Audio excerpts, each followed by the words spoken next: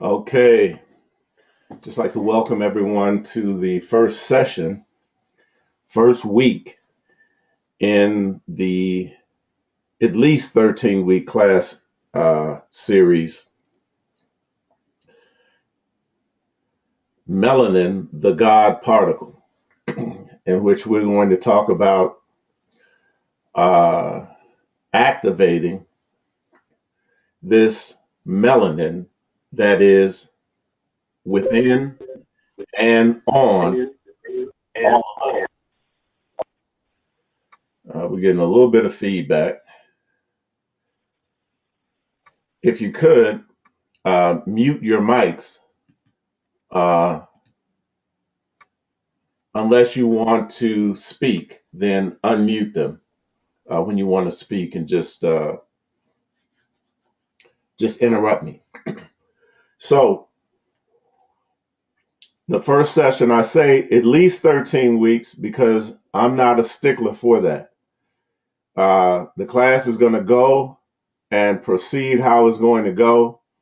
We're going to make sure that everyone is in lockstep, that everyone has uh, at least a uh, good conception of what it is that we're talking about. We're not going to leave anybody behind. We're going to leave room for questions and explanation. It doesn't have to be uh, in the class.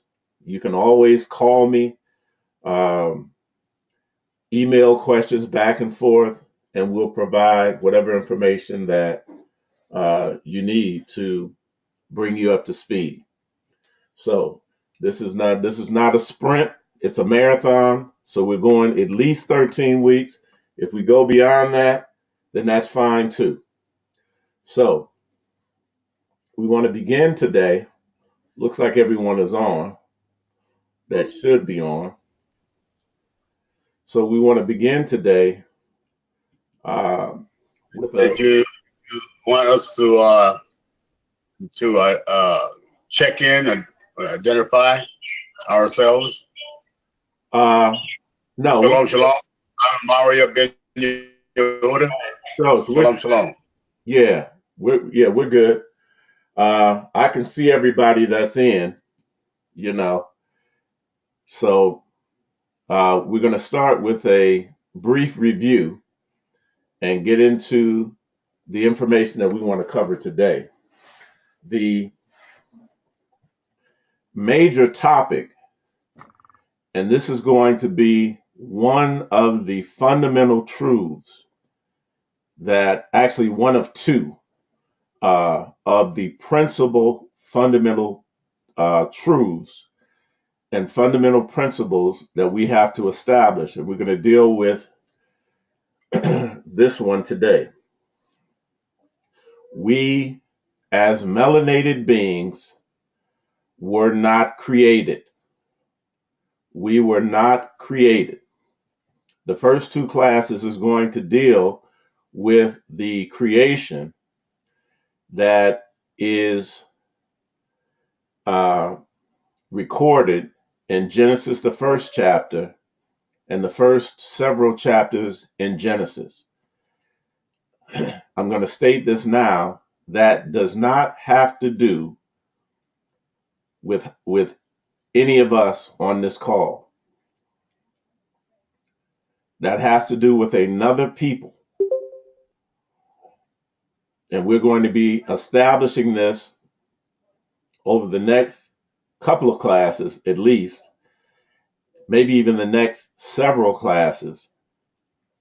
And it is going to be a reoccurring theme because it is fundamental to understanding and comprehending this information. We are not the created beings of Genesis 1. And we're going to go to it right now. And God said, let us, listen, let us make man in our image after our likeness.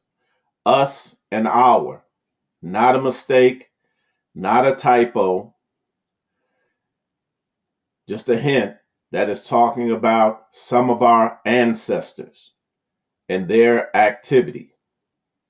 Let us make man in our image after our likeness, and let them have dominion over the fish of the sea, over the fowl of the air, and over the cattle, and over all of the earth, and over every creeping thing that creepeth upon the earth.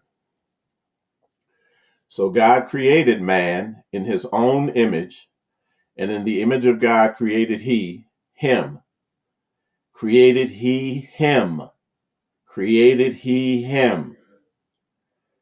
This is one of two creative efforts in the scripture. And he created him both male and female. An androgynous being. Later on, we're going to look at an operation that took place that took the feminine element out of this creation and made a man and a woman. All right. The many of us have wondered about this us and our. Well, there's an explanation for it. This story is based on an older story that has much, much, much more detail in it, a Sumerian, Akkadian tale or account of creation, also the Mayan account of the creation that include everything that the Bible leaves out and only hints at. And we are going to know exactly who the us and our is in this equation, in this in this telling of the story. So, one of the things again that we are going to establish and that must be established is how we got here and how this European, what we call a European, got here. Critical, fundamental information. And our ancestors have left us signs and symbols that is going to help us decode this information, unscramble it, and then piece it together piece by piece. So that at the end of this, we have a full picture of what actually occurred. We are not created beings. We emanated into these earth realms. And we're going to show you the exact process. And how we came in is how we're going to go out. We're just going to reverse the process. And again, our ancestors have left us a step-by-step manual. How to. DIY, do it yourself.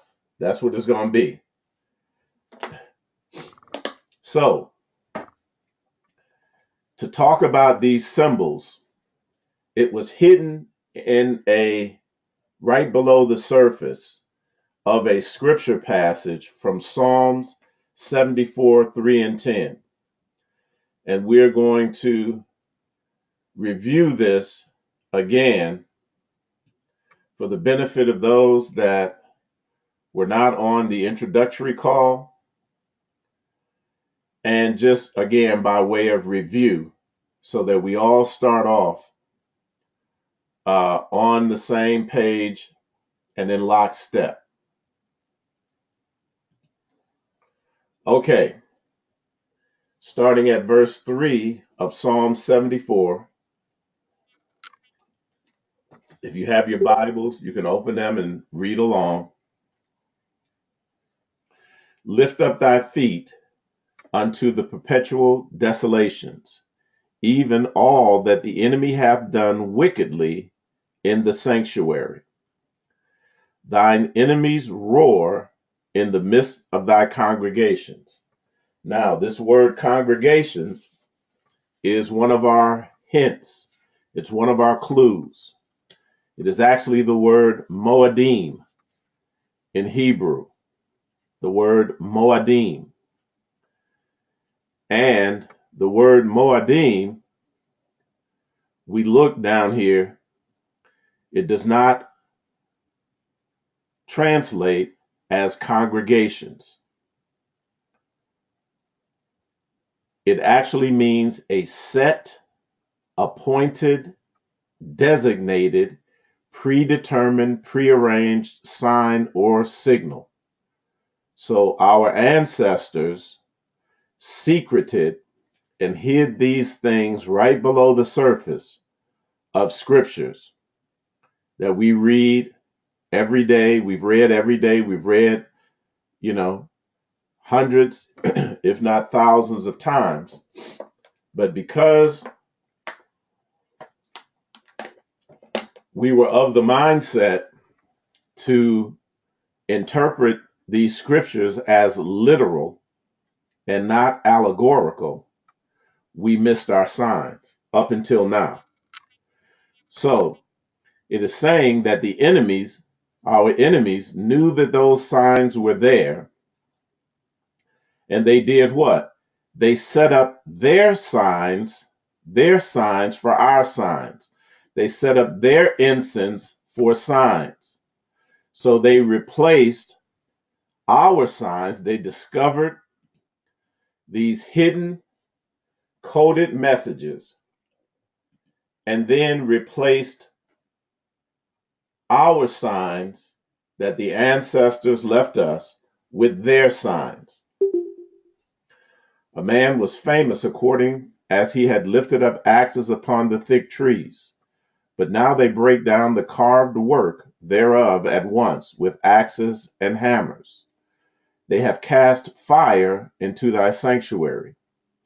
They have defiled by casting down. In other words, they have taken these signs, appropriated them, and then misappropriated the meanings. They've cast down the meanings. And we're going to find out that by casting down, they've vilified our information. They've made it taboo. They've made it satanic. They've made it demonic. They've made it so vile to where we wouldn't touch it. And again, this was the design. And we're going to find out that that our ancestors were the ones that told them where these things were hidden, because we had to fall asleep. We had to be anesthetized. You're going to understand at the end of this all the brilliance of the forethought and planning that our ancestors had. They allowed them to do this for a purpose. And we're going to all see this. They have burned up all the synagogues, that's that word again, Moadim, in the land, to the point where we see not our signs. We believe that there are no more any prophets, neither is there among us any that knoweth how long. I guarantee you, by the end of this class, we will see all of our signs. We will recognize them, we will know them, and they're going to do the job that they were placed there to do. Guaranteed. I'm going to show you our prophets, which were always right before us, but in our anesthetized, sleep, unconscious position, we could not recognize them. But they were speaking to us all the time. They were speaking to us all the time. and we will know how long. Now, at first, it's going to be an approximation, but as this thing unfolds, we will know exactly where we are at in this point in history. All of these things guaranteed. I'm guaranteeing them. Now, whether you believe them or not, that's another thing. I don't have any power over that. The only assignment I'm on is to show you. O God, how long shall the adversary reproach? Shall the enemy blaspheme thy name forever? Answer to that is absolutely not. The word congregations and the word synagogues, again,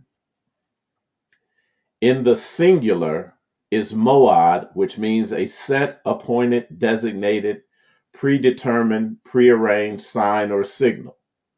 The plural of that is moadim, meaning signs and symbols that were set, appointed, designated, predetermined, and prearranged. Again, speaking to the otherworldly divine brilliance of our beloved ancestors. So a moad,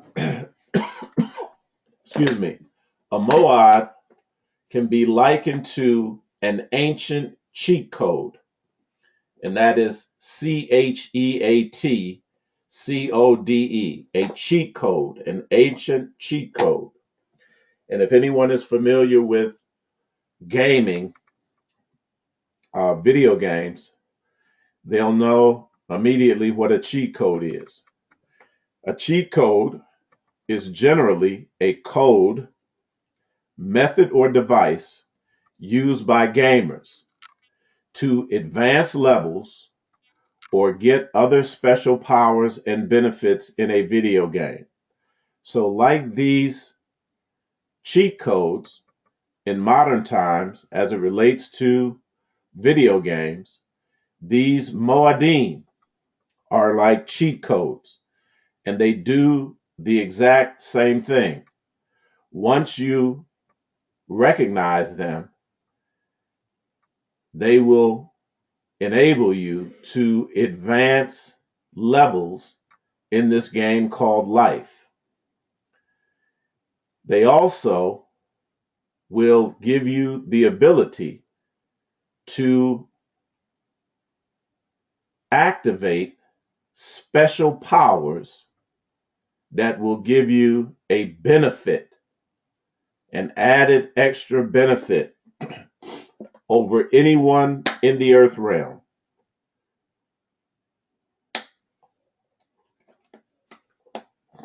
It could be a series of alphanumeric codes or keyboard combinations which can give the gamers an added advantage over other gamers who do not use the cheat code.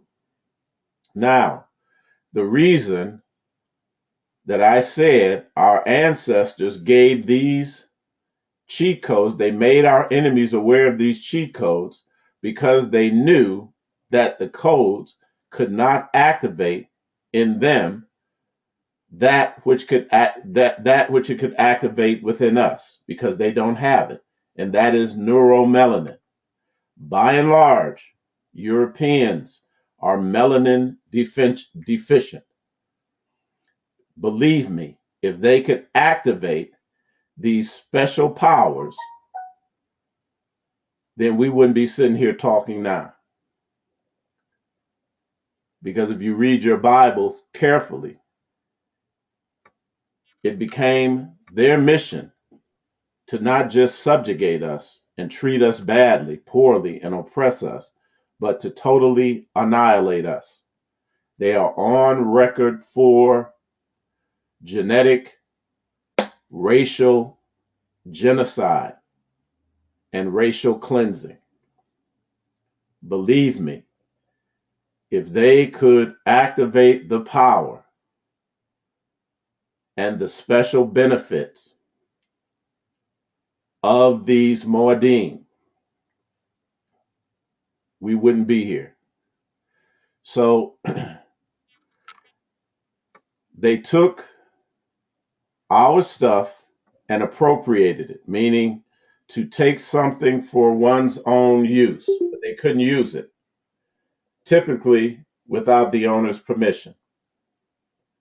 So we want to get right into this portion is going to be this next portion we're going to save for when we talk about our origins.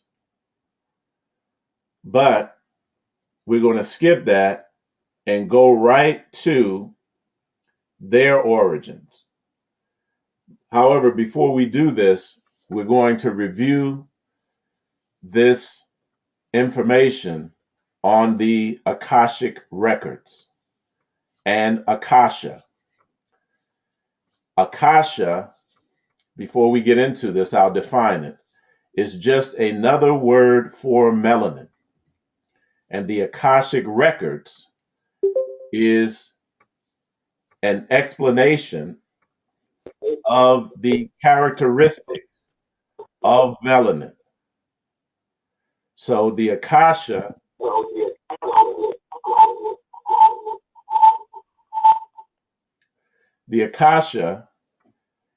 is, again, another word for melanin.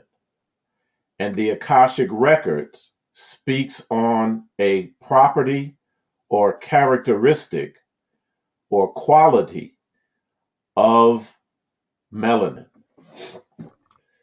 There are so many terms within the lexicon of ancient languages that talk about melanin by another name that we can't even list them all.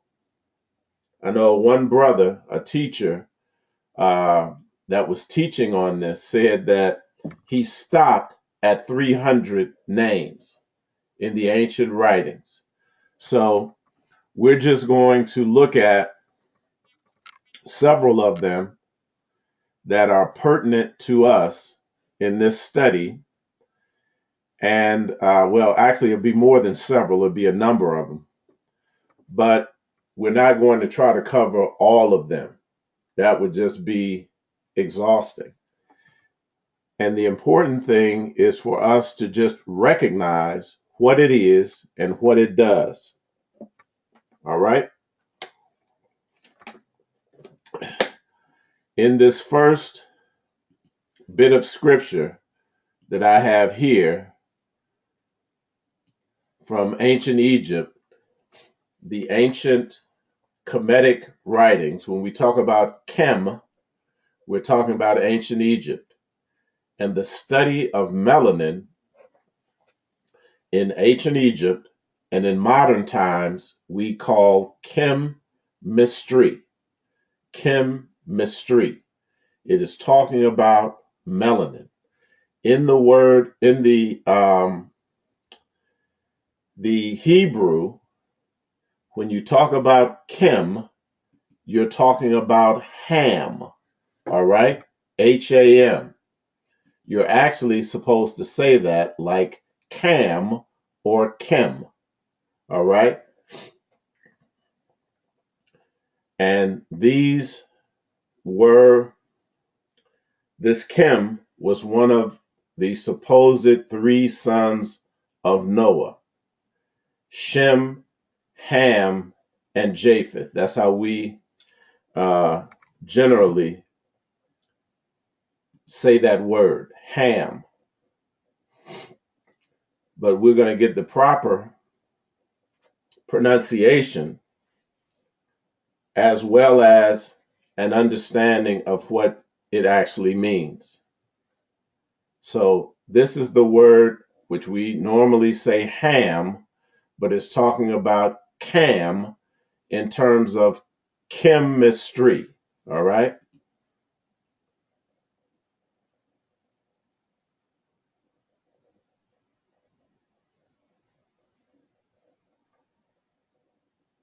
Oh, now you're not going to talk. Hold on one second. Strong's H2526. Chaim. Chaim. Okay, so it has that chet sound in there, like chem, chem, that's what it is. So that word literally means hot. It literally is referring to a tropical climate. And again, in the allegory, it is a son of Noah. So let's go to the root,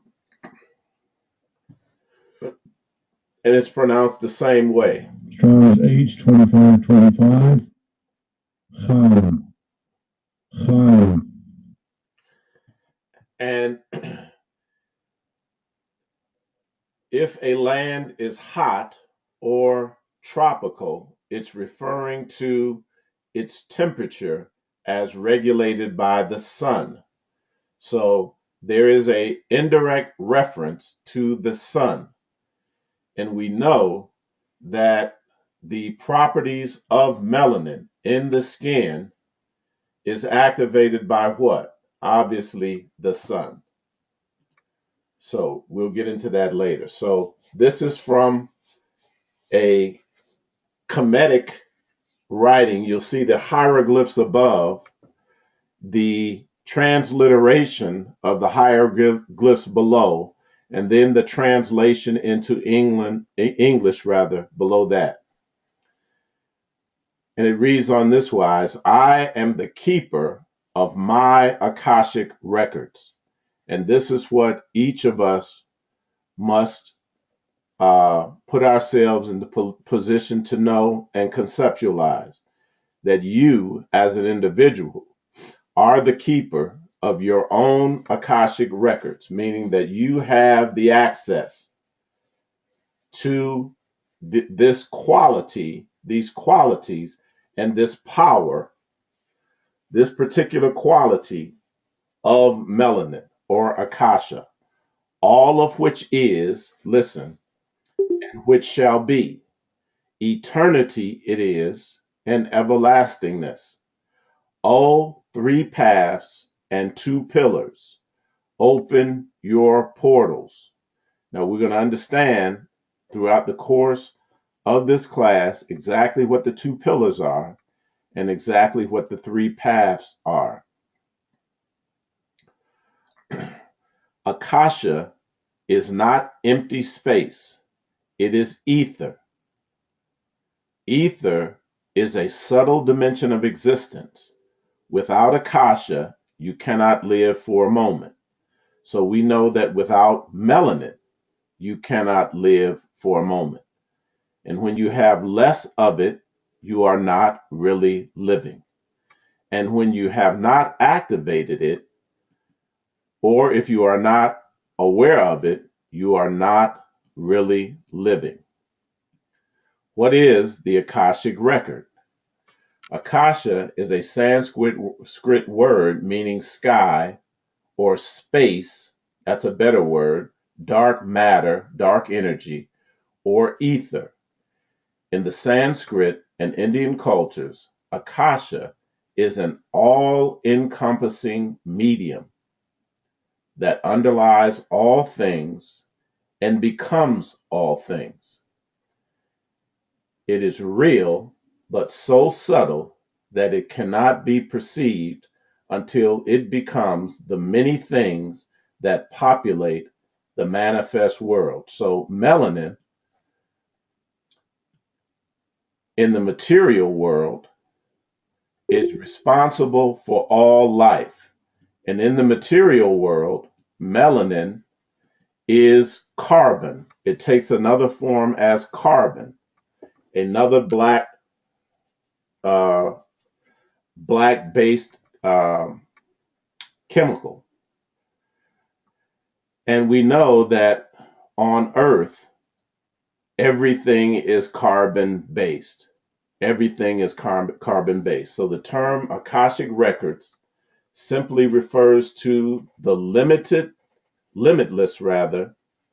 It refers to the limitless receptive or absorbent, conductive, and repository That means the storage ability and qualities of melanin. Melanin can store and does store everything that ever was, ever is, and ever will be. In theosophy and anthroposophy, the Akashic records are a compendium of all human events, thoughts, words, emotions, and intent ever to have occurred in the past, present, or future. So it is a limitless record or library or storehouse of all knowledge, all experience, all existence. So when I refer to the ancestors, you know that they are in there. And that if I understand how to activate my melanin, then I have access to any one of my ancestors of my choosing. I can connect with them, contact them. So it doesn't matter that they burned down what was in the sanctuary. I can go right to the person that wrote it. You all with me? We all have that ability. We all have that ability. And I won't have to tell you, if you do this right, you will experience the same relationship that I experienced. That is my number one desire, is that you do that, because that will be the way that you can fact check me. Ask the ancestors. You are with me. Mm-hmm. So I'm nothing special. I'm here for a purpose. I know my purpose, but my purpose is to introduce you to everything that I've been introduced to, so that you can do it also. So it is a compendium of all human events, thoughts, words, emotions, and intent ever to have occurred in the past, present, or future. They are believed by theosophists to be encoded in a non-physical plane of existence. We're going to take a look at that in theory, known as the etheric plane. There are anecdotal accounts, but no scientific evidence for the existence of the Akashic records. You know why? Because they cannot access them. Akasha is the Sanskrit word for ether or atmosphere. Also, in Hindi, Akash means sky or heaven. The Akashic records, called the Book of Life in the Bible, can be equated to the universe's super computer system. And we're going to go into the conductive and computing capability of this a little bit later on. But that Book of Life has been spiritualized, been dumbed down. Like some God on the throne you're going to appear before them after you die, and that they're going to judge you by the stuff that you did in the Book of Life. Well, what do you need the Book of Life for? I can tell you that. Or you should already know it if you're supposed to be God sitting up there. So you don't have to convince me that I did something. All you got to do is point it out. You don't need to open up no Book of Life like that. Again, dumbed down by our enemies. That is allegorical. That is symbolic of the Akashic record. This supercomputing ability of melanin, super storage ability, unlimited. It is this system that acts as the central warehouse of all information for every individual who has ever lived upon the planet.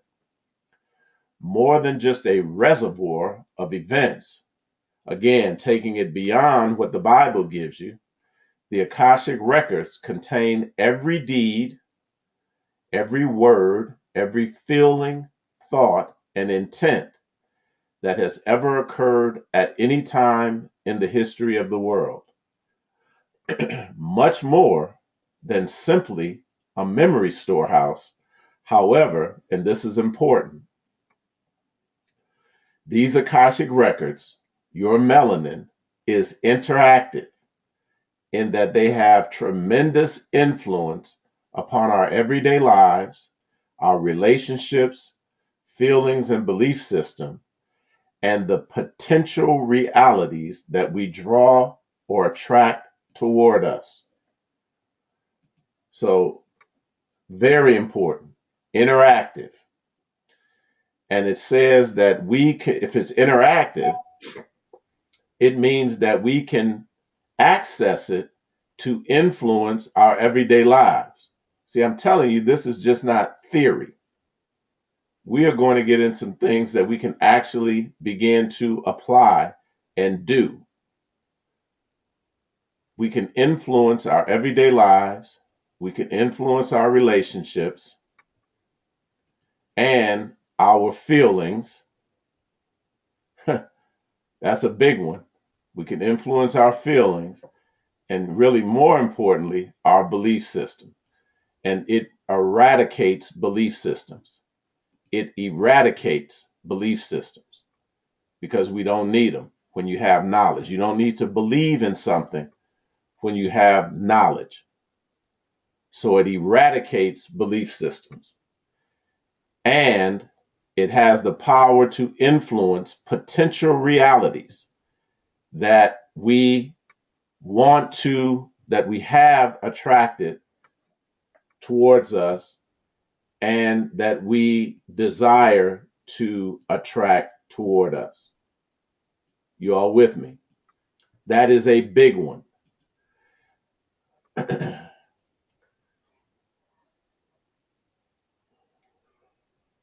So, 2 Corinthians 10, 3 and 4. We're getting ready to get into how to establish the basis of how this attractor field or this attractive ability in melanin works. We're going to get to that right early here. For though we walk in the flesh, we do not war after the flesh. For the weapons of our warfare are not carnal, but mighty through God, or through melanin, to the pulling down of strongholds. All right? We're going to understand that the strongholds exist within us. That word strongholds in the Greek means of arguments and reasonings by which a disputant attempts to fortify his or her opinion or belief system and defend it against his opponent. So this warfare is within you. The strongholds that need to come down are the predetermined definitions, false predetermined definitions that have been installed within us. These are the strongholds. They are the obstacles. They are the thing that gets in your way. But up until now, these are the things that we have relied upon in terms of belief systems, belief about ourselves, belief about our reality, the so-called simulated reality that we inhabit. So those strongholds are going to have to come down. I can't pull them down.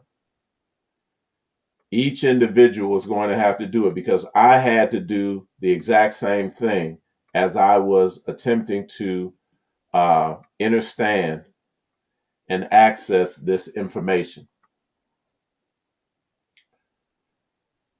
So we want to talk about this attractor pattern that is created by melanin or the akasha. The nature of consciousness itself can be said to reside in a realm beyond time and space, and thus shows characteristics related to quantum physics. In the paradigm of causality, Now we're going to get into how to cause the desired reality, the desired influence over our everyday lives, our relationships, our feelings, and our belief systems, and the reality that we want to establish.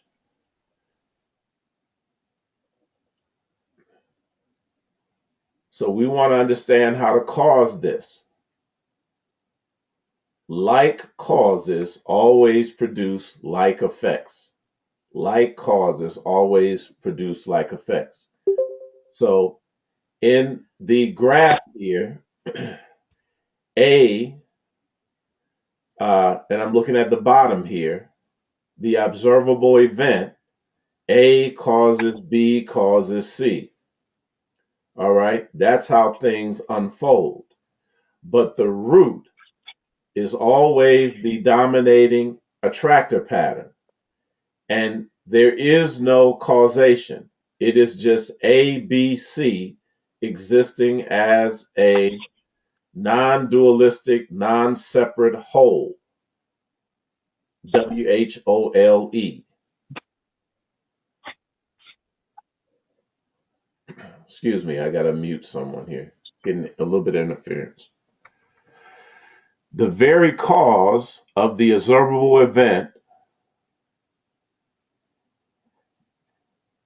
is what is above. So when we say as above, so below, we are talking about how events come from this non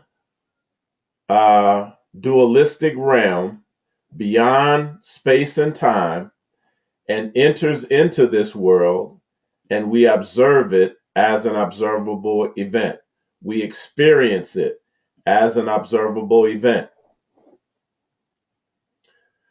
The operants can be seen as transcending both the linear and nonlinear domains. So these are what? The three paths that were talked about along with the two pillars. All right. So currently, let's say that ABC represents the belief system or a belief system that we have inherited, because we didn't come up with any of this stuff individually. So let's say ABC represents the idea of A, you're born, B, you go to school for an education, C, you get a job to take care of yourself. Very strong attractor pattern that many of us are conditioned and socially engineered to be attractive to. You want a good job, you get a good education. And our thoughts attract us to that and then attract that idea into the material realms. Remember, the attractor pattern exists outside of the realm of space-time. But we connect with that because the Akasha is the sum total of everything that was ever taught, everything that was ever done, every emotion that was ever felt, every words that was ever felt, every intent that anyone had to work for someone else. The emotions, the words that go along with that, the thoughts, and the actual event of what?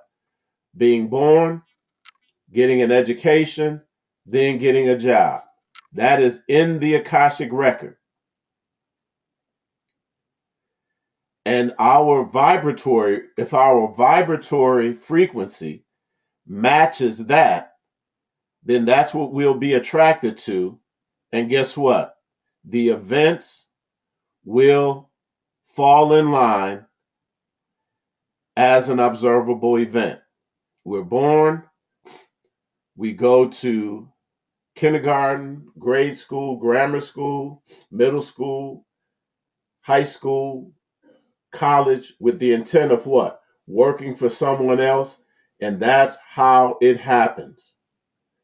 That is a very strong attractor pattern. And if our fathers and mothers before us tapped into that attractor pattern, and their fathers and mothers, and their fathers and mothers, and we can stop there because that gets us back to slavery, where we didn't have a choice but to work. You all with me?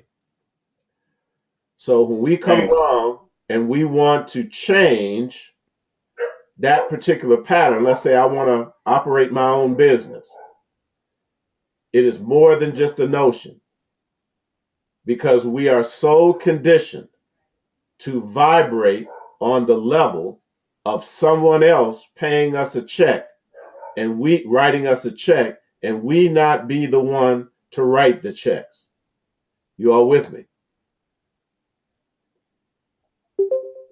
So it will take an overhaul of our thinking to break that particular stronghold. You all with me? Because we are going to put up arguments and reasoning and disputes and opinions to defend it, because we rely on education. We've convinced ourselves that we rely on jobs created by someone else. So just because A, B, and C exist as a strong attractor pattern, and that could be our religious understanding too. A being the Father, B being the Son, C being the Holy Ghost. Very strong attractor pattern that God is something or some people outside of ourselves. And to break that, because we've been brutally uh, conditioned to believe that, it's going to take another thought, it's going to take another consciousness, it's going to take an awareness that something else is out there.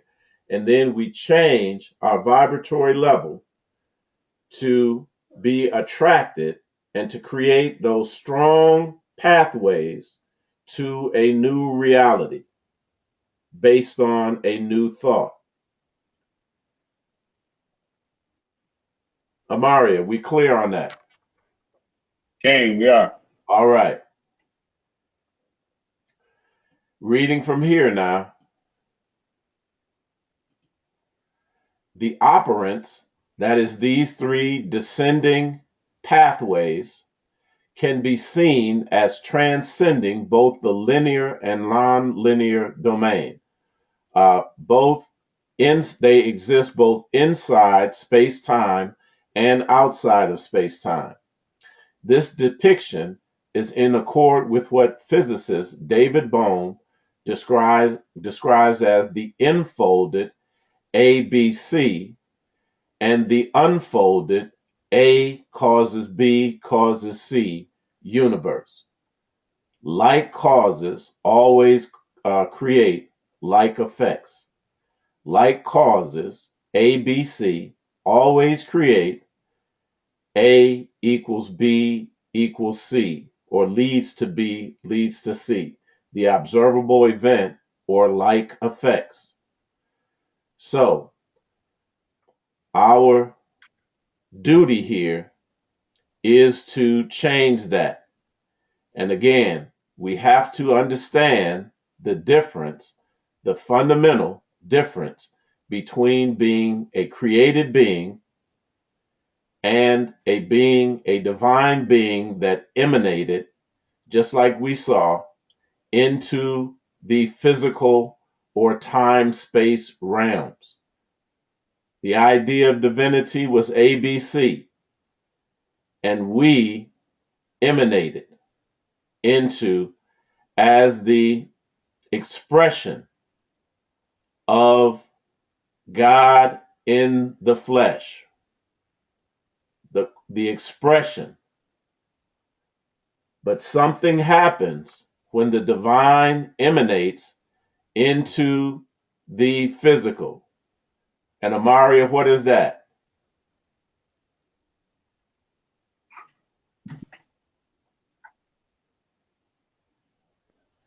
You with me, The brother? unfolded universe.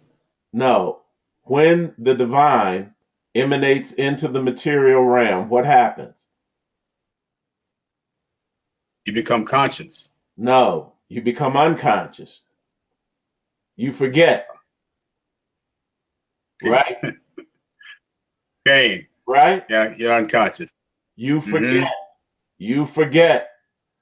And you have to become conscious to understand exactly what and who you are. You're fooled into believing that you are a created being. Nothing could be further from the truth. Nothing could be further from the truth. Let's deal with this European's creation, and then we'll get into our business in terms of melanin. But I have to disabuse you of this false notion that some kind of God created you. Absolutely false. The creation in the Genesis tale had to do with what we call this European. And we've been falsely led to believe that we are the Adamic generation. That is not true. And I'll prove it.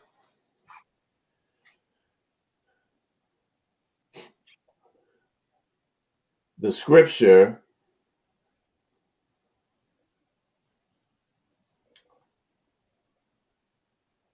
or the adage, this Zen proverb, when the student is ready, the teacher will appear. When the student is ready, the teacher will appear. In Isaiah 30, it mirrors this time period when we would be ready. And though the Lord give you the bread of adversity and the water of affliction, ye shall not thy teachers, yet rather, shall not thy teachers be removed into a corner any more, but thine eyes shall see thy teachers. Look, when you're ready, your teachers will appear. Remember, it said in Psalm 74 that we see not our prophets. There is no longer any prophet. But this says that your teachers will appear. We're going to find out that they were always there. But it was our mindset that was a belief system mindset that caused us to ignore and to reject our teachers. And thine ears shall hear a word behind thee, saying, This is the way, walk ye in it, when you turn to the right hand and when you turn to the left. So let's get into this right away.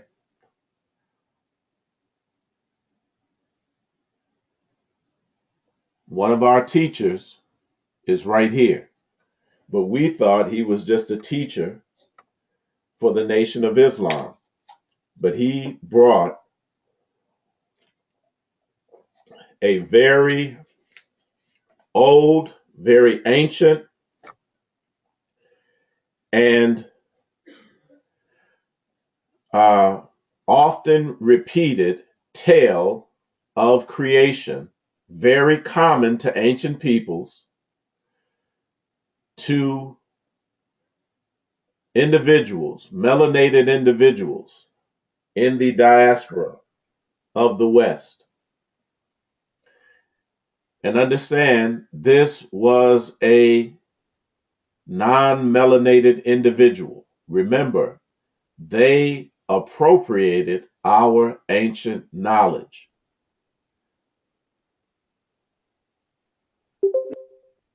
And this individual was inspired, compelled, Wallace D. Fard or Fard Muhammad, to give us our stuff back. And he did that and he disappeared. He was the co-founder, born 1877 during the Jim Crow period or thereabouts, a little bit afterwards, February 26, 1877, credited as being the co-founder of the Nation of Islam. He arrived in Detroit in 1930 with an obscure background and several aliases. Excuse me. And taught a distinctive form of Islam to members of the city's African American population, and then disappeared in 1934, 4 years later. You all with me? Mm-hmm. Yaqub, sometimes spelled Yaqub, Y-A-C-U-B, or Yaqub, Y-U-Q-U-B, is a central figure in the Nation of Islam. According to the story, Yaqub was a black scientist who lived 6,600 years ago and began the creation of the white race to be a race of devils. Look, let us make man in our image after our likeness. This is this story. But in past times, because of our religious belief system, we have rejected it. But this is the story, repeated over and over and over again in the sacred writings, which, by the way, were demonized. They told us if you're a Christian, you can't read that. If you're a Hebrew, you don't read that. That's somebody else's stuff. If you're a Muslim, you don't read that. If you're this, you don't read that. That is the casting down of our signs and symbols and ancient information. The demonizing of it, making it taboo, making it satanic. But this is the actual story, and it is supported by a compendium of so-called creation myths of ancient societies, and began the creation of the white race to be a race of devils. That is, mankind or humankind. Not quite a man, not quite a human. Now, when I teach this and I start to, I make the statement, people recoil from it reflexively, because this is the way that we have been conditioned against understanding the truth. But the proof is undeniable. And if we don't know it, I'm going to show you right away that they know it. If we don't know it, you can be darn sure this European knows it. And this has given them a strategic advantage over us. He is said to have done this through a form of selective breeding referred to as grafting. We're going to show you this in the Bible. As a matter of fact, Yaqub is Jacob in the Bible. And we're going to prove this. All of this science, selective breeding, had to do with the genetics of melanin. This is the only story of history. So we have to start the story correctly. Like causes always produce like effects, correct? So we must begin the story correctly and accurately. And this is the correct beginning. It was given to us early on in the Genesis because it was of such dire importance that if you do not understand who the Adam or the Adamu is and what he is, your entire thought system and belief system and knowledge system will be flawed. So you see C.G. Young, Carl Jung, is talking about his people, mankind or humankind, in search of a soul. We know who the soul brothers and the soul sisters are. If you don't know, now you know. Melanin is another word for the soul. Melanin is another word for the soul. And in the picture in the middle, you'll see the tree of the knowledge of good and evil, with the apple of the fruit on the ground, and this modern European man walking away from it, and his shadow being projected here. The shadow represents the hidden you. And understand, Carl Jung was very acquainted. He was an expert in our knowledge and in decoding it because our ancestors made him an expert. And we'll get into that the next class. But we want to lay this out right now. So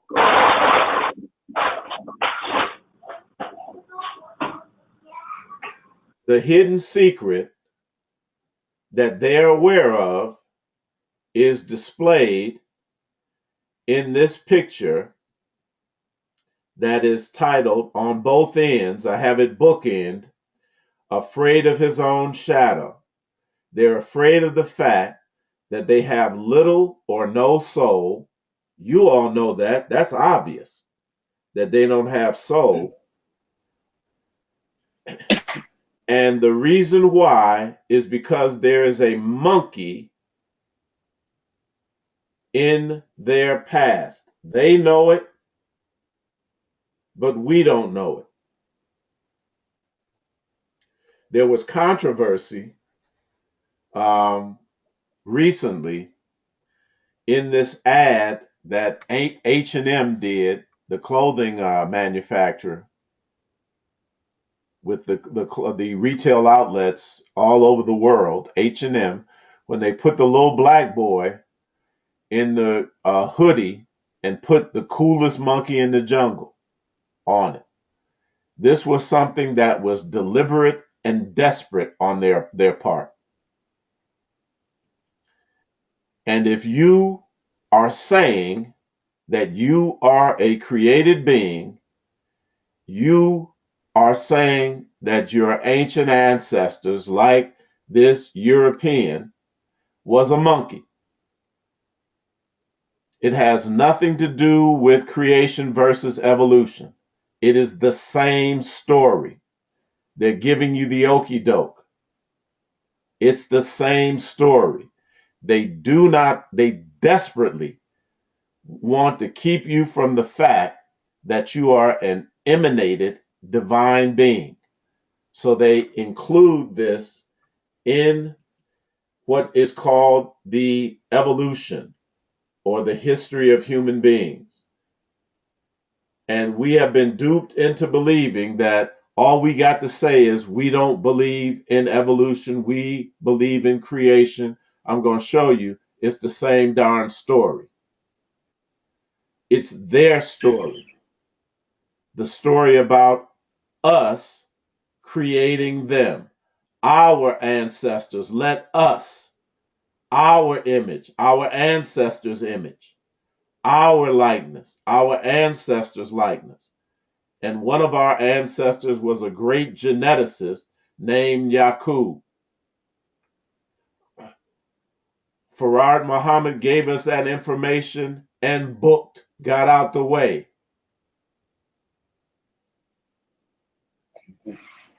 Disappeared.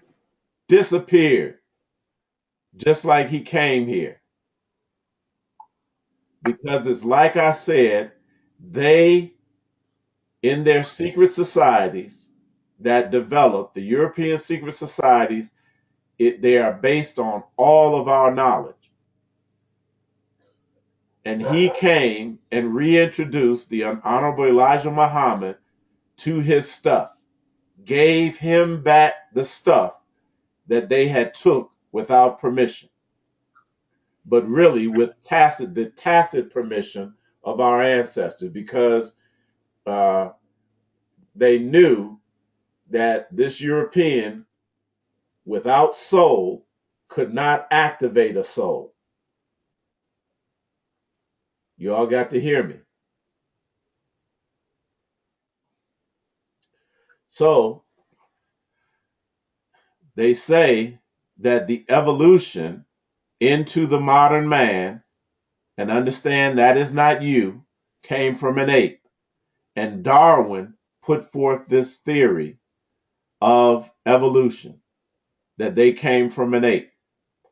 But it's just based on, understand, they had never created anything, and they did not create this tale of their own history.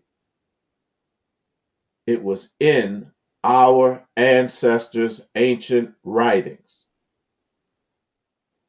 No doubt about that. That is an absolute, and we'll prove it. And God blessed them and said to them, be fruitful and multiply and replenish the earth. Now here's the proof. And subdue it. That word subdue, we're going to break it down. And have dominion over the fish of the sea, over the fowl of the air, over everything that moveth upon the earth. Let me ask you all a question. Who has that dominion now? Is it the melanated people in this planet, or is it the Europeans? The European. Hint number one. So this word subdue came. This word subdue is the word kabash. So the instruction was to put the kabash over all of the earth and everything that was in the earth, even the smallest thing. So we're gonna identify who this is. It is either us or it is them. Kabash is a primitive root that means to tread down underfoot. It was a term or a word that was used when you would defeat an enemy and you would make them bow down, all of their leaders and their king. You would make them lie down on the ground, and as the conqueror ascended to the throne in the position of power, he would tread the leaders and the heroes underfoot, meaning literally walk on their backs while they were laying face down in the ground. Hence, negatively, it means to disregard. Now, does this European disregard the earth and all things that are in it? Oh, yeah. Absolutely. It positively means to conquer and to subjugate and to violate, to bring it into bondage. How? By force, and then keep it under, subdue it, and bring it into subjection. Now we know whose spirit that is. And that was never in any of our belief systems. It is not our nature to destroy our mother. That is the earth. The word kibosh means to put an end to. It's directly related to the word kabosh, something that serves as a check or a stop, to put the kibosh on the earth. Are the earth systems beginning to end right now? Of course they are. And if you want to take credit for that, then you are the ones that that this particular scripture was talking about. But we know that that is not us that put the kibosh or the kabosh on the earth. And of course, they say that the etymology is unknown. But then they go right to the Hebrew because they know that that's where it is, but they don't want you to know it. Why are they trying to hide it? Now, that's in the beginning. That's in the beginning. Now we're going to go to the end and connect this to Revelations. And the nations were angry, and thy wrath is come, and the time of the dead, that they should be judged, and that thou should give reward unto thy servants, the prophets, and to the saints, and them that fear their names, thy name, small and great, and shouldest destroy them which destroy, or put the kibosh on the earth. Now, is that you? Let me ask y'all, is that you? We identified them in the beginning when they were given this dominion. And in the end, they're going to be punished for it. So if you feel like you want to take credit for the destruction of the earth, be my guest. But this is talking about another people that have no connection with the earth. I'm talking about in terms of a soul like that. The Nation of Islam theology claims that Yaqub is the biblical Jacob. We're going to prove that beyond a shadow of a doubt. Mainstream Sunni Shia Muslims do not have this belief or anything similar to it. That's because Farad Muhammad came to the true heirs of the earth and gave it to them.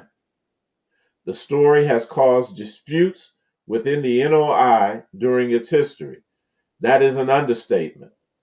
When this was introduced, according to some of the nation's leaders, black people literally lost their minds.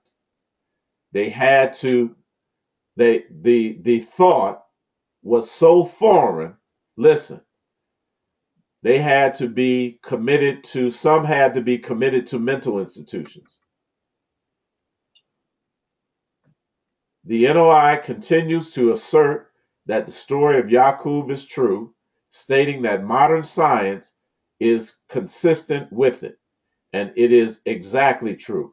When you see this supposed evolution, they have yet, this is just theory, they have yet to find the missing link. And I'm going to show you what the missing link is. And the missing link is our forefathers that created this hybrid man, mankind, humankind, out of uh, our DNA and the DNA of an ape for a specific purpose. It might not make sense to you now, but I got the science, and modern science has the science on this too.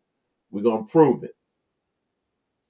Don't nobody go crazy and lose their mind yet. So, this experiment of what's called deliberate eugenics lasted for about 600 years. The white race was created. The brutal conditions of so 600 years is the 6 days of creation. It took 6 periods of 100 years, and they got the final product. The brutal conditions of the creation determined, excuse me, the evil nature of the new race.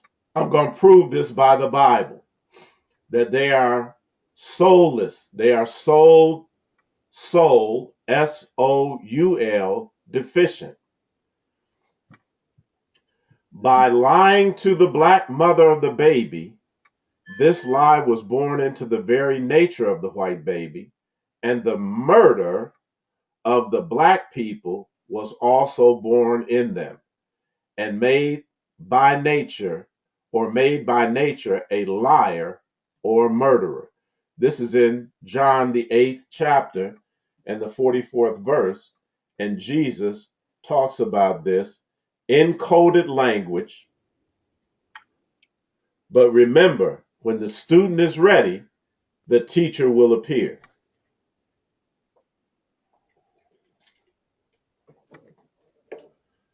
Jesus talking to some of the people in the multitude.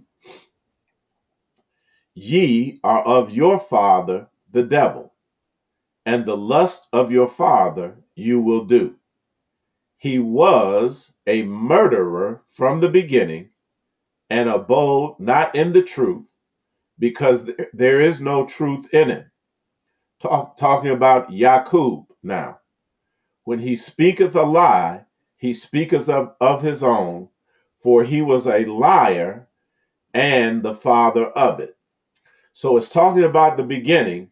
This is a hint to go back to the Genesis to figure out where this story originated. And I told you, we read it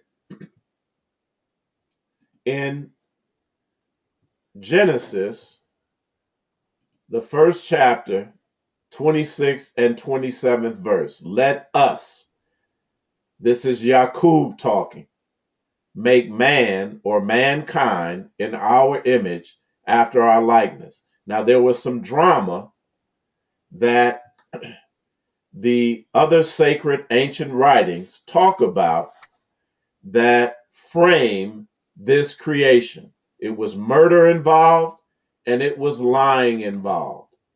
And we are going to come from the quote by quote text of the ancient documents. So I'm going to familiarize you all, probably for the first time, with the tale of the murder of King Gu and the fashioning of humankind or mankind. The tale of the murder of King Gu. This is an ancient tale that precedes the Bible by thousands of years. And there wasn't such thing as a Hebrew or a Christian or a Muslim on the planet. Let's be clear about that. The Sumerian creation of man from mud. And it states in various tales that Marduk made man from the blood of Kingu as a race of servants. These are the overwhelming themes. Another variant, man is made by Enki and Ki as servants. Then they made deformed humans in a drunken contest. The Hebrew account, man is made from the dust and from dust and breath. So the Hebrew account was based on this account, which was much earlier. Let us read. Remember, it's a murder involved and a lie that is involved. Kingu also spelled Qingu, meaning unskilled laborer,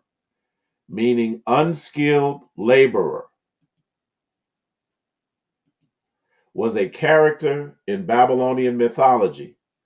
Kingu was eventually killed or murdered by Marduk. Someone had a question. Not at all. All right. Kingu was eventually killed or murdered by Marduk. Marduk mixed Kingu's blood with the earth and used the clay to mold the first human beings, that is, mankind or humankind. This is the beginning of the white race, what's called the white race, or what our ancestors referred to as the aberrant man. We'll define that later. Aberrant man, or a hybrid. In the Anunnaki, then one of the Anunnaki, not Anunnaki, Nagi is Naga, one of the people with serpent wisdom. We're going to find out that serpent wisdom is the wisdom of DNA, genetics, and Kundalini energy.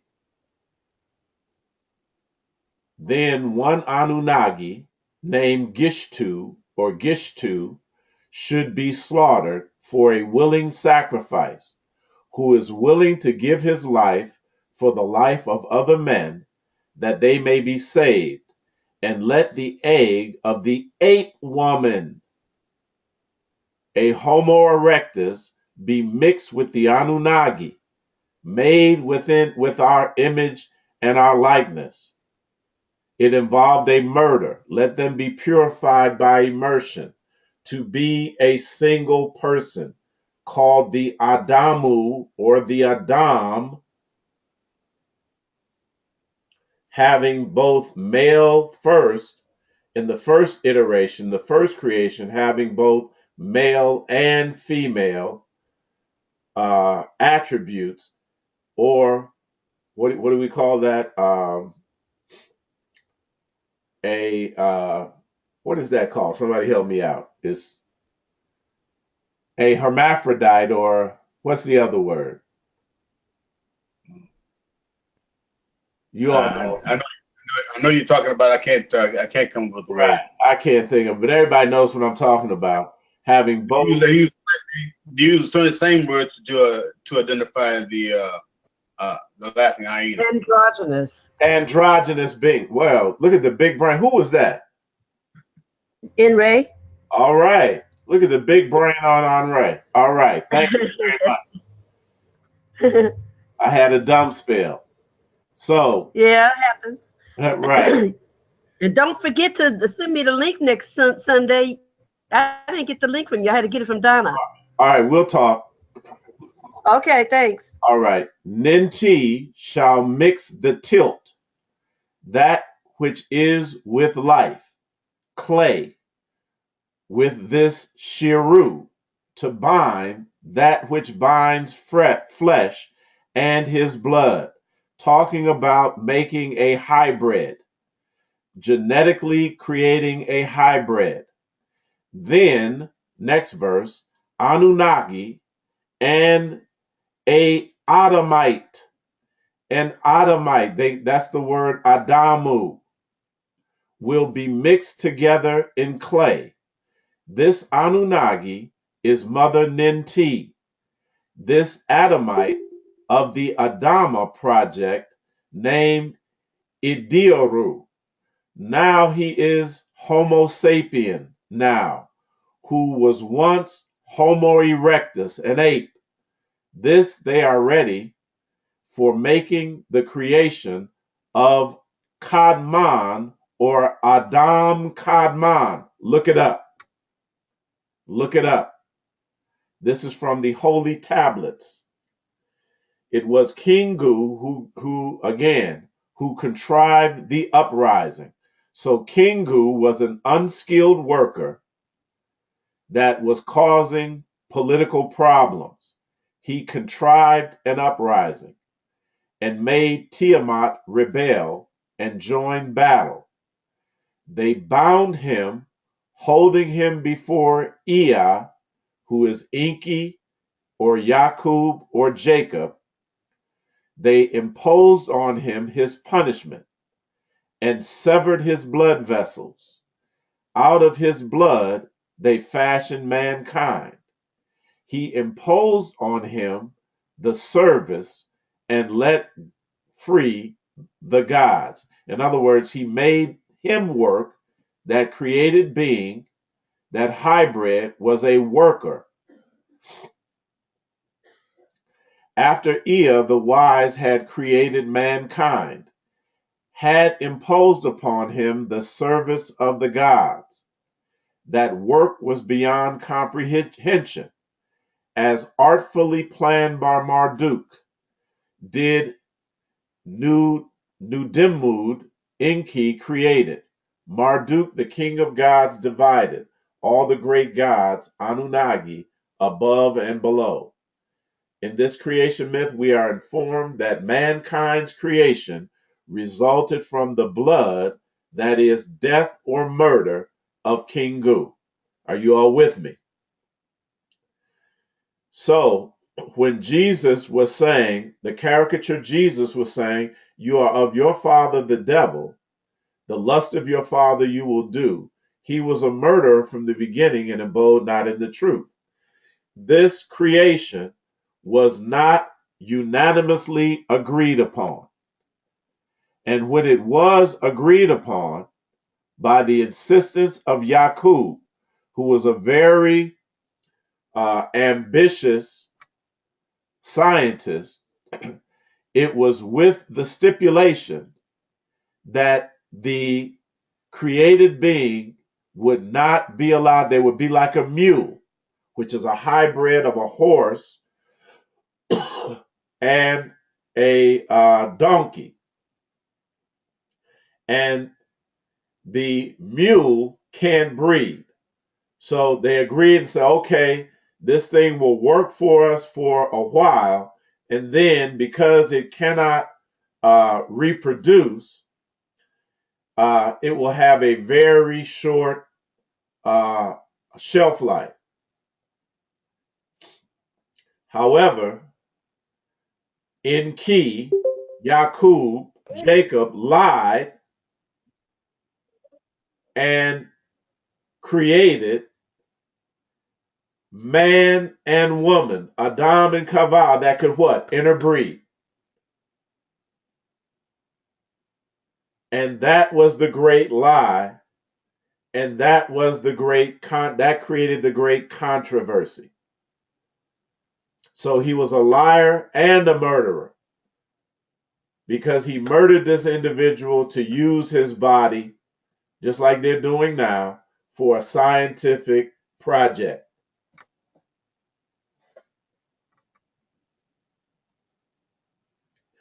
We must establish this. Now that we created you, the Adam, for the purpose of helping your species, it's for the purpose of helping our species, not theirs. After the crash of your planet, your species were becoming extinct. So we had recounseled.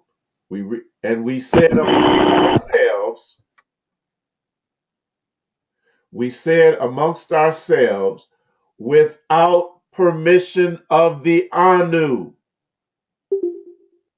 let us make the Adamite in our very own image, being in our likeness in all ways, being able to reproduce on their own. That is the lie. They did it without permission and lied about it. So when the scripture says he was a murderer and a liar from the beginning, this is the condemnation of that act, that creative act, without the overall permission and consent and blessing of the leaders. They did it on their own. However, all did not go well with this plan. The Anunnaki, Aluhum of the mines, were complaining that their jobs in the mines were too hard. So they decided amongst themselves, without the permission of Anu, the Most High, to create you for the purpose of doing their work. This was the Adama project. Again, from the holy books, holy tablets. In the creation, and you can go to the Anumu Elish as well.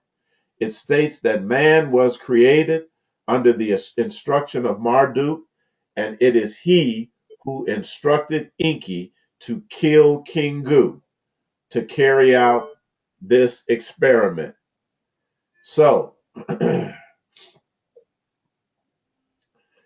Elijah Muhammad also asserted that some of the new white race tried to graft themselves back into the black nation. This is continuing to this day. These experiments where you see black people coming up missing their organs, they are trying to find a way to extend their shelf life, which is limited, and they know it. We're going to go to later on this book by Pat Buchanan that is entitled Death of the West, where he says that and this is this whole thing about immigration and stuff that's in the news with Donald Trump. They are desperate because they understand that genetically speaking, they are inferior in terms, and that they give themselves to 2050, that they will be extinct.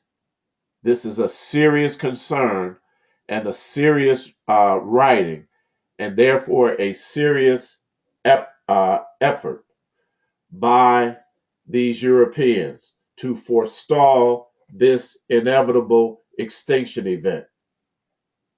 According to NOI doctrine, Yaqub's progeny, his offspring, were destined to rule for 6,000 years before the original black peoples, the original indigenous people of the world, regained dominance, a process that had begun in 1914. And you're going to see that all of these dates, once we syncretize them, are going to line up. And we are going to know approximately, like I guaranteed, how long. We're going to know how long. So we're going to take a break here, open it up briefly for questions and comments. And we ask that we be brief, and I'll be brief in my responses, and we're going to move forward. But this is the one thing that we have to come to grips with, and that is we are not created beings, and that Bible story is talking about a entirely other, different species of individuals that our forefathers called the aberrant man. And I'll open it up.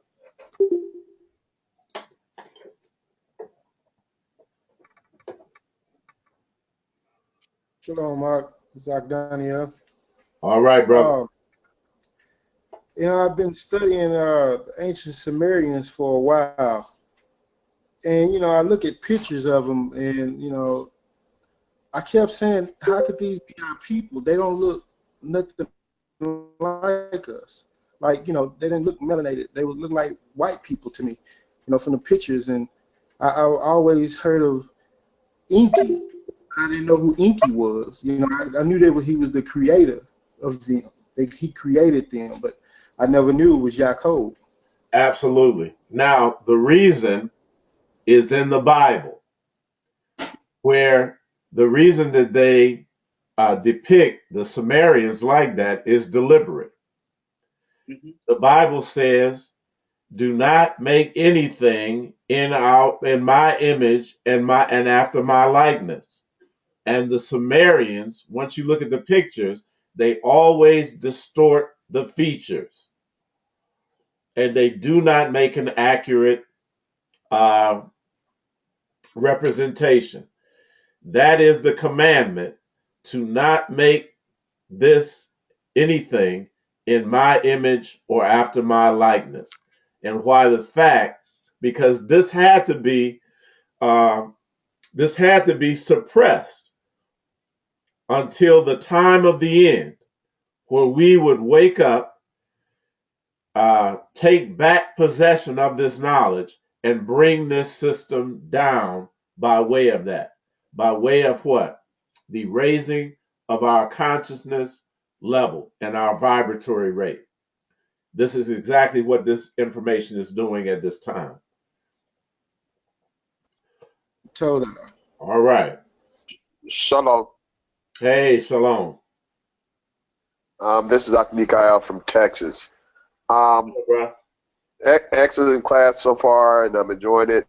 The question that I have, going back to the woman that was created half man, half woman, was that the beginning of the idea that a lot of brothers and sisters go back to, saying that the black woman is God? Well, no, because this does not have, we have to keep in mind that doesn't have to do with a black woman. All right. Okay.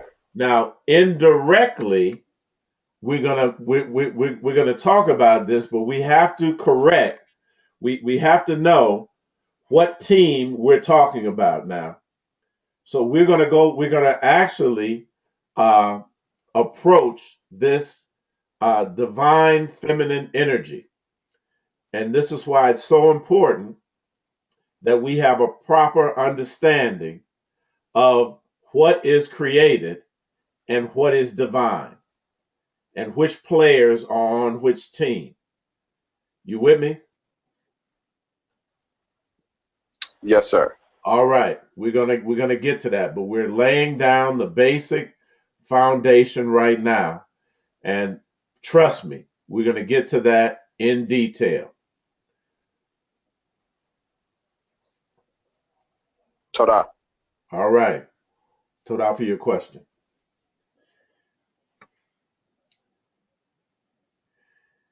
Any more questions before we move ahead? So we're going to deal with how they, the dominant culture, the tactics that they use to keep us in the dark and to keep us in a state of sleep and unconsciousness. And they simply used our symbols, all right, and the science behind our symbols. And we're familiar with the term stereotype, especially those individuals that grew up in the 60s and the 70s. We understand the use of stereotypical images, especially as it related to Black people. But this is just really them turning our own gun on us, because this is the science behind using these particular images and symbols. So stereotype means to an image that is perpetuated without change. So these original signs were designed to exist without change. And we're going to see that they did. But they, remember, put their signs for our signs. They exchanged when they appropriated these signs and incense and symbols. They changed the meaning. They demonized them. They vilified them. They brought them down to a lower meaning, defiled them. And then perpetuated those defiled and dumbed down images without change. And this is why we see ourselves perpetuated in the same roles over and over and over again. During the 60s, I don't care what you was looking at, if it was an action adventure movie and it was a brother in there, you knew that the brother was going to die first. Or some way he was going to sacrifice himself for the good of the white people, the majority of white people there. That is a perpetuated stereotypical image. They've gotten much subtler with this recently, as we'll see. Something conforming to a fixed general pattern. And stereotype means to repeat without variation. The word type, again, here we go, means symbol. And again, the science of this is ours. It also means emblem. And these symbols, as we design them, corresponded to energies and powers that were resident inside of each of us, inside of the soul. Are you all with me? And they were designed to activate these symbols when this power would have gone dormant.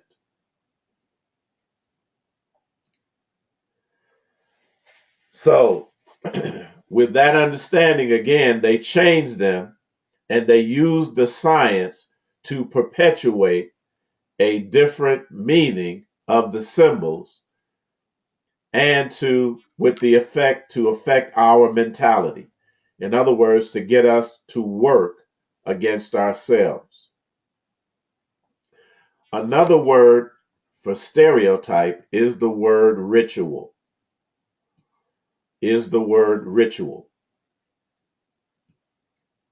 Very important, because they are working these rituals in plain sight without our knowledge.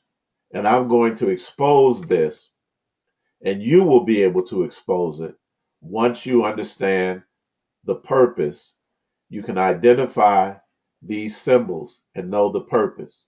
And you'll be able to see exactly how they're using them to get us to work against ourselves as individuals and to work against our power. A ritual is defined as an act or series of acts, again, regularly repeated in a precise manner. An act or series of acts done in a particular situation and in the same way each time. And we're going to see this in the entertainment, television, movie industry as we point these things out. It is also a formula. It is a scientific formula. And saying that is since we are the originators of science, that this is our stuff that they've what? Appropriated, misappropriated, and are using against us. But they did not come up with the science. It is our science. They have not come up with any science that is not based on something that we had not done originally. Music, that's us. Science, that's us. Culture, that's us. Civilization, that's us. Sports, that's us. All they can do is copy. Another word for copy is the word ape. They can just ape it. They can just mimic it. Because that is their nature. So they are working, the target is the subconscious mind, because that is what the symbols, that's what they're targeting. So what they have now is a filmmaking process that is called neurocinema. And look at the word neuro, because they're trying to affect our neuromelanin. That is the melanin that is around our central nervous system, basically, and our brain. And our brain. And is what our brain is coated with, neuromelanin. So this neurocinema is designed to cause an energetic shortcut in our ability to access that neuromelanin. So they are studying using fMRI, functional magnetic resonance imaging,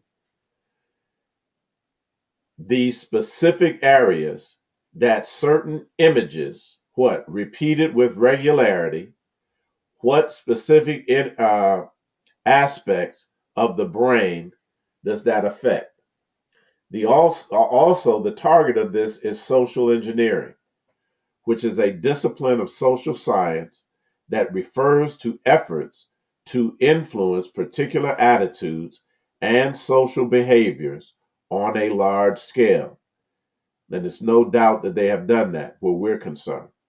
Whether by governments, they use that, media, they use that, private groups, that too, in order to produce desired, excuse, excuse me, in order to produce desired characteristics in a target population.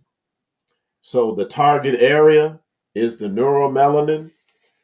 Neurocinema measures that effect, and social engineering keeps us enclosed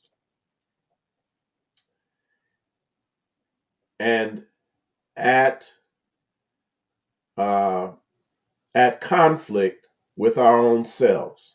All right.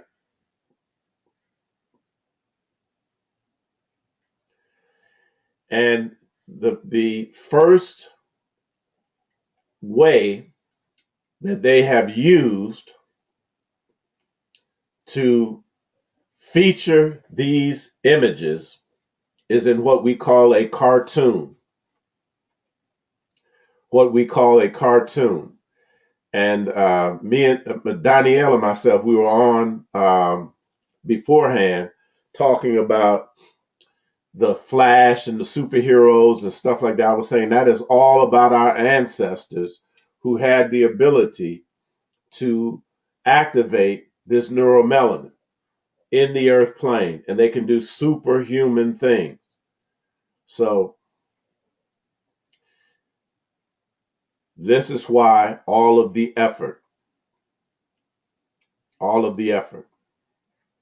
So when we talk about melanin, we are talking about on this graph where it exists in both, where it exists in outside of rather the space-time continuum. So it is composed of 20% dark matter and 76% dark energy. So the overwhelming characteristic of melanin or dark matter, dark energy is energetic. This yellow area is the space-time continuum. It is the material world where we live. Only 4% of all that exists. And we place so much importance on that and not emphasize or study at all what is responsible for that little sliver of what we call the universe. It is one verse. It is not the whole story. So, in this study, we are going to take a journey inside melanin, and that is inside darkness, inside dark matter and dark energy, and understand what it is, how it operates. It is our shadow self. Their shadow, the hidden aspect of them, as we see, leads back to a monkey. Ours leads back to the originator of all things, which is dark energy, dark matter, akasha. It is called by many other names. In the Bible, it is called dark. It is translated rather as darkness, as darkness. Anytime you see that word.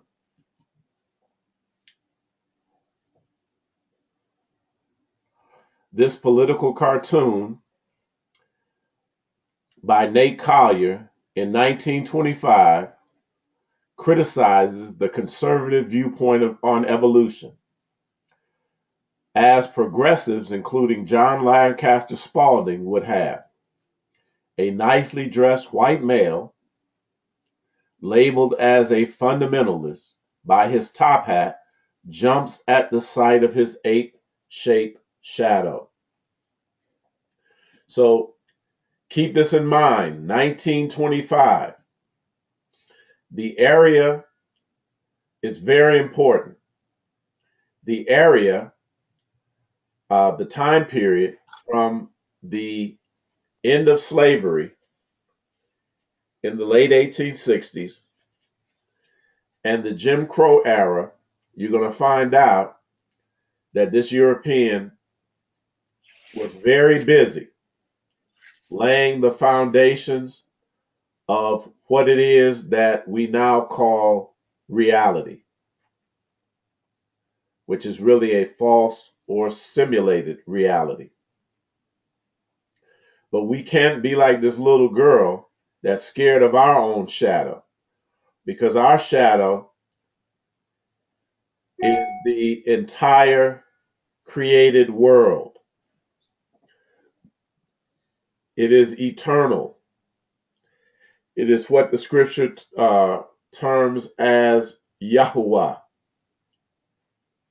In Jungian psychology, shadow or the shadow self may refer to an unconscious aspect of the personality which the conscious ego does not identify in itself. In short, the shadow is the dark side. Because one tends to reject or remain ignorant of the least desirable aspects of one's personality, and we did not deem them least desirable. Someone else did. Our enemies did. The shadow is largely negative, or the entirety of the unconscious. That is, everything of which a person is not fully conscious. So, if you're not fully conscious of it, it is dark. It is hidden. So, becoming conscious is illuminating the darkness or uncovering those things that are hidden. There are, however, positive aspects which also may be hidden in one's shadow, especially in people with low self-esteem. That was the result of the slavery process, of Jim Crow, and of stereotyping, anxiety, same thing, and false beliefs. To know yourself, you must accept your dark side. So,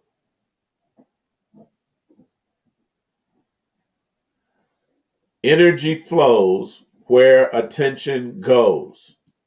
So if you're not aware of melanin, then your attention is elsewhere.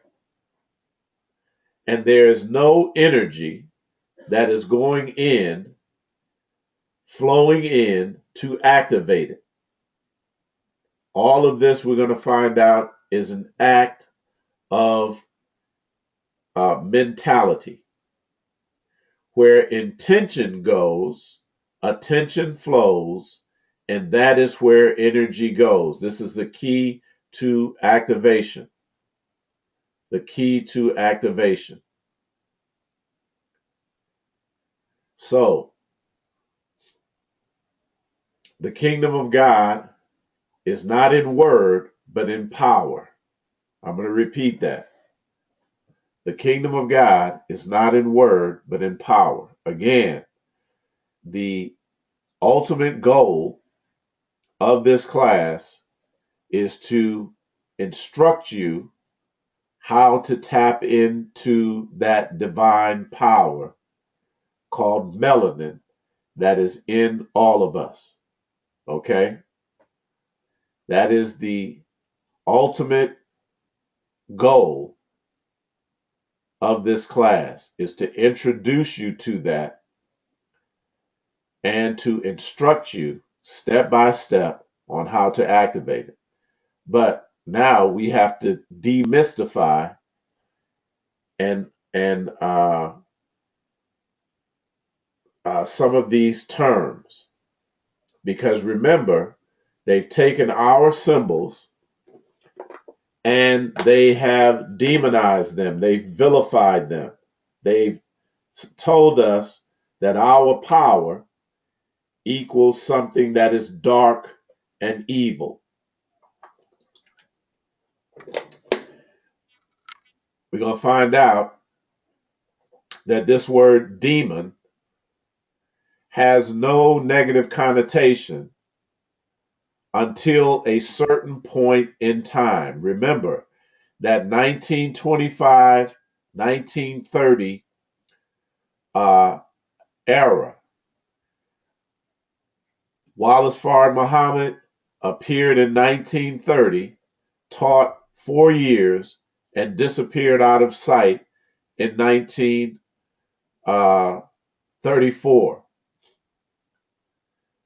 In 1925, when or thereabouts, when this doctrine of evolution was introduced, mighty funny that right after that or during that same time period, Fard Muhammad showed up and said, here's the real deal. They're talking the truth. Y'all with me? Mm-hmm. We're paying attention to these dates now. And we're going to see that the demonization of the word demon is going to follow this timeline. In 1200, from the Latin daemon, meaning spirit, from the Greek daemon, meaning deity or divine power. We can start right there.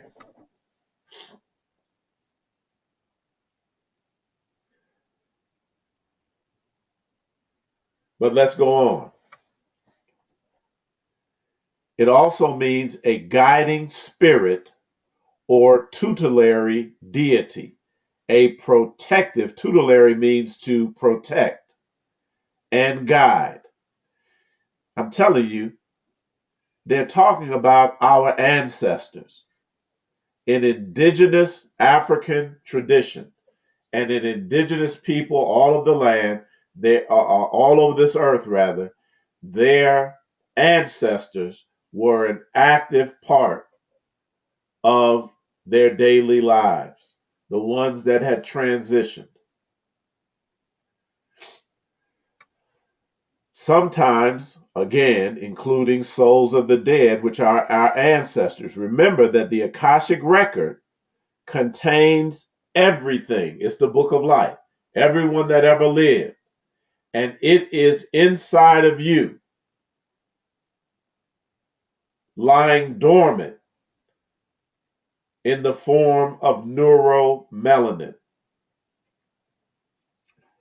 Demon also is defined as one's genius, lot, or fortune.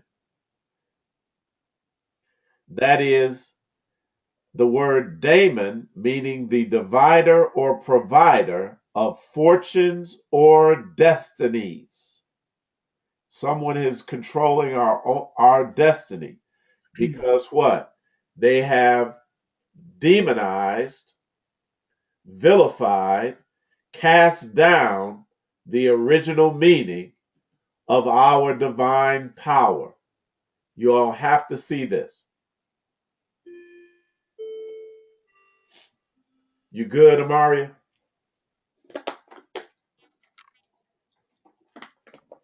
Yes, sir.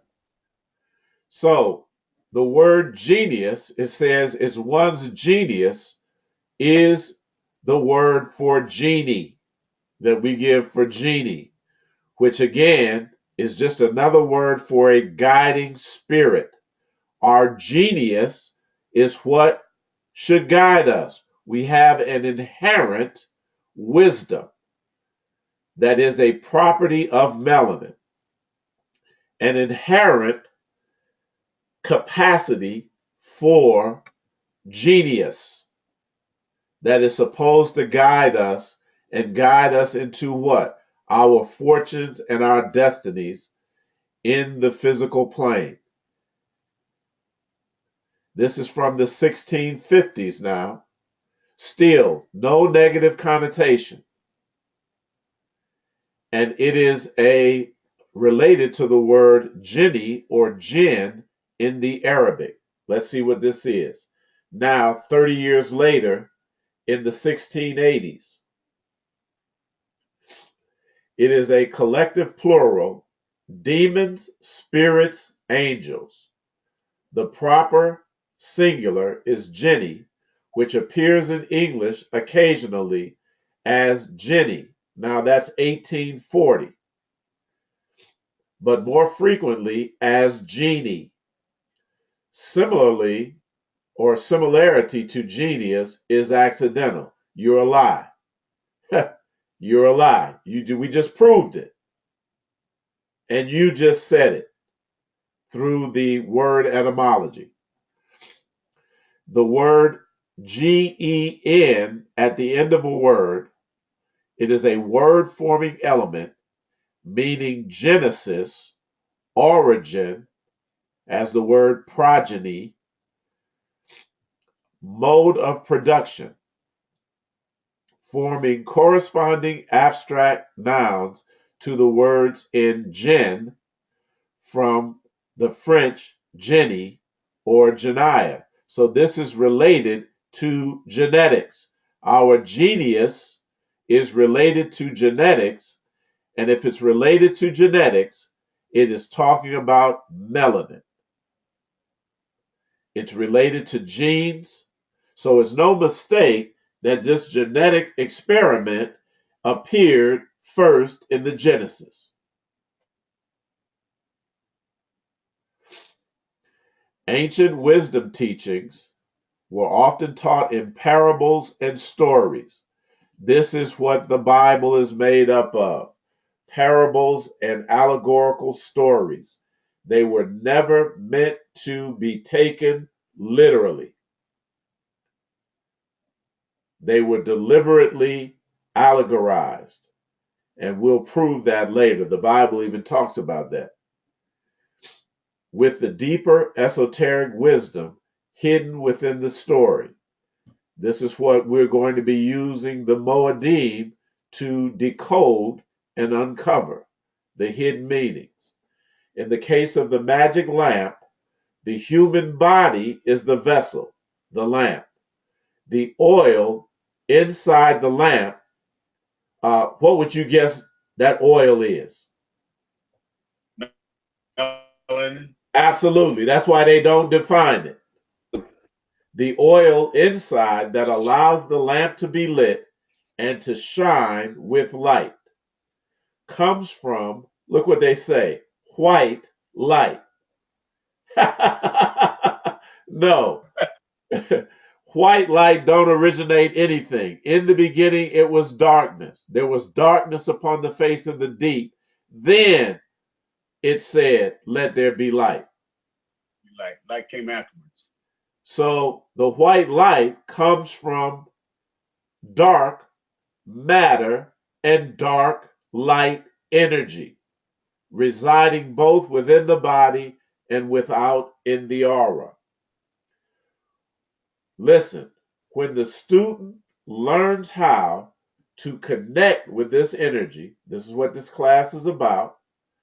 The sacred oil, we know that's melanin, inside is what? Stimulated, activated through what? Thought and conscious energy, which enlightens the soul and brings forth the mind, body, and spirit connection. Is that clear? That should be crystal clear. This is all from the word demon.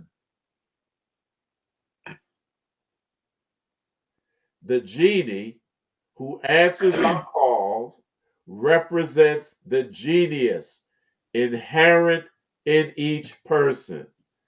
Ain't no evil spirit, no unclean spirit. It is just your shadow self, that which was hidden from you.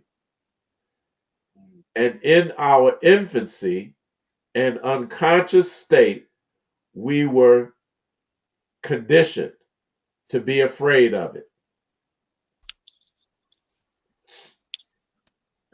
Shalom. Shalom. Okay. Okay, someone had a comment. Yes, sir. This is Mikael in Texas. That melanin oil, would that be secreting from the pineal gland? You're absolutely correct, brother. Okay. But Thank you, sir. we're gonna actually do the study probably in the next section of how this how it works in the biology, and it's that neuromelanin that is most important. It is always the first thing in our biological emanation. All right, and now it's good that you should ask this, and we're going to talk about this light because they're able to photograph this thing in vitro. And I had put this up in the group. I want you all to see melanin activate in the egg of the woman.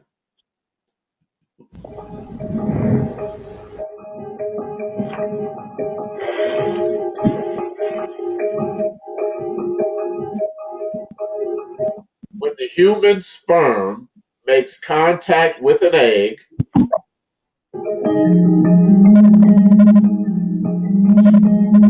a flash of light is produced. I'm going to go back and show you. That is you. That is you not being created, but emanating into the world. Watch.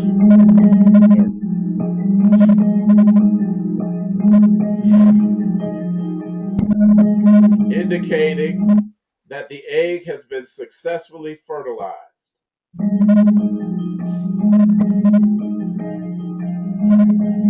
And can develop into a healthy embryo. The spark occurs when a fertilized egg releases billions of zinc atoms.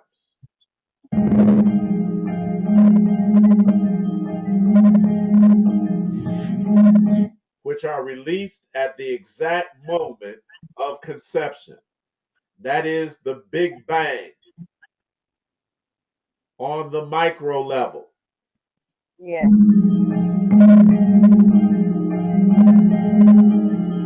Look, some eggs produce brighter sparks than others. Listen carefully now. Depending on their ability to develop in an embryo.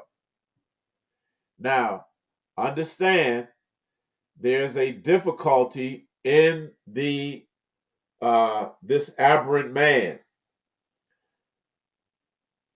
It is his inability to reproduce.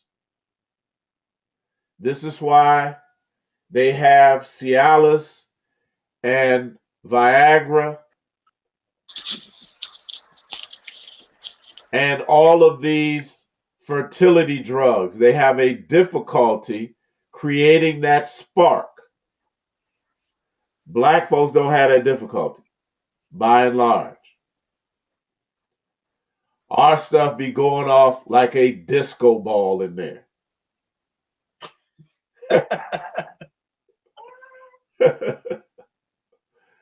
So there is a difference, and we're going to prove this.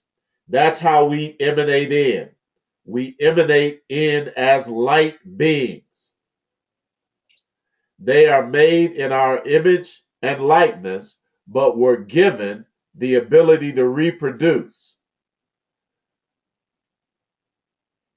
But they have great difficulty in doing so because of their origin. We're going to get into the science of all of that, but I wanted to show you that particular video because we are talking about this thing in terms of its energetic nature. Its energetic nature. Remember, dark matter and dark energy. So, when our mind is raised to this vibrational energy, it connects with our higher self. That is our divine identity. What we have falsely termed as God. But this is in ourself. This is it within us. It is melanin. That is our higher self. That substance, that energy, that everything comes from. And we receive information from the genius level of our mind. See, this is why they had to demonize it now. This is why they had to change it. Which brings forth information to fulfill our greatest creative desires and dreams in order to make them come true on the earth plane. That is, establishing our own attractor pattern and to bring from the non-material world anything that we wish into the material plane. The ancient priests and priestesses of Greece, Egypt, India, and other mystery school cultures taught these secrets of how to raise the energy in your body through active visualization and energy work in the auric bodies. As the student works to increase the white light energy, that's a lie again, it's the black light energy in the auric body and the chakras, this energy allows the chakra gates to open. Remember those portals that they talked about. Open the portals and the kundalini to rise naturally on its own accord.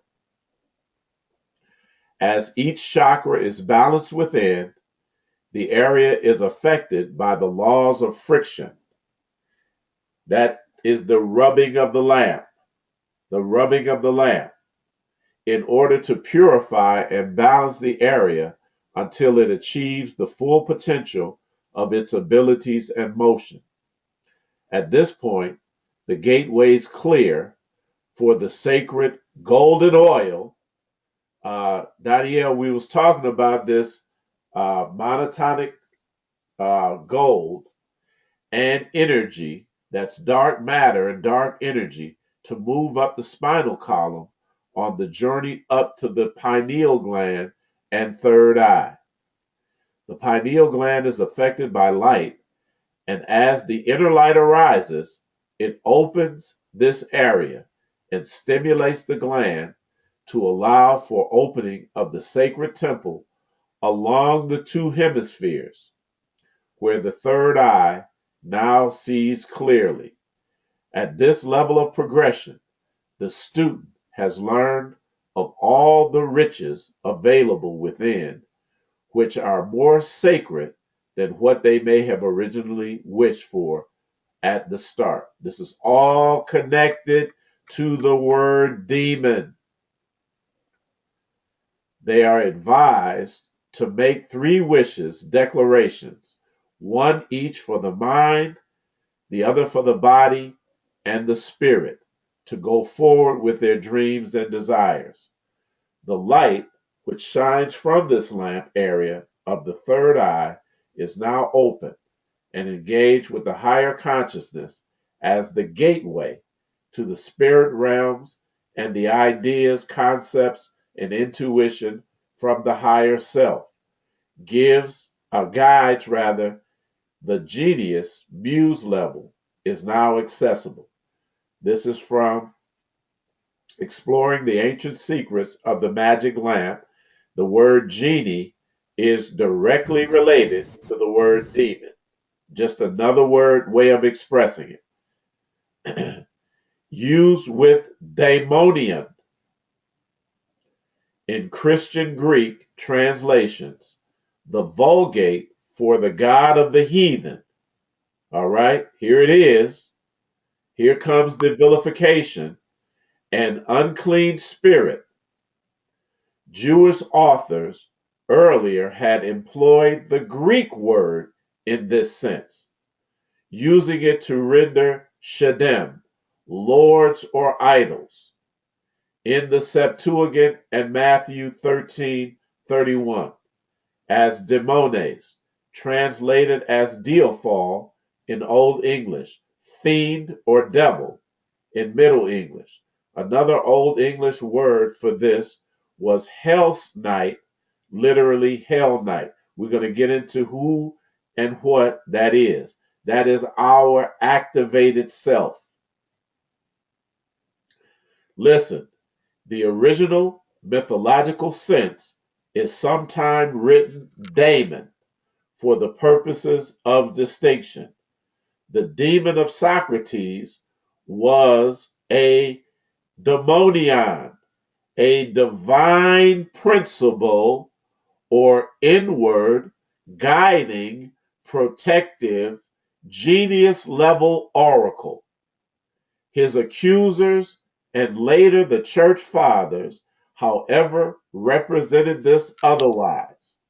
That is from 1895, right at the end of slavery. We're going to find out that these things begin to turn prior to 1914, when they knew, based on our writings, that their power was going to be start to be broken and broken down, and that the world that they established would start to lose integrity. How? As our consciousness began to rise. So enter Wallace Farad Muhammad with our stuff that they had taken, teaches on it for 4 years, 1930 to 1934, and disappears into obscurity. So now that we have laid the one fundamental foundational idea, we are not created beings, we are emanated beings. We're going to stop here. We understand who the created beings were and are, and we're going to begin there and talk about ourselves. And in terms of how we got here and why, our emanation.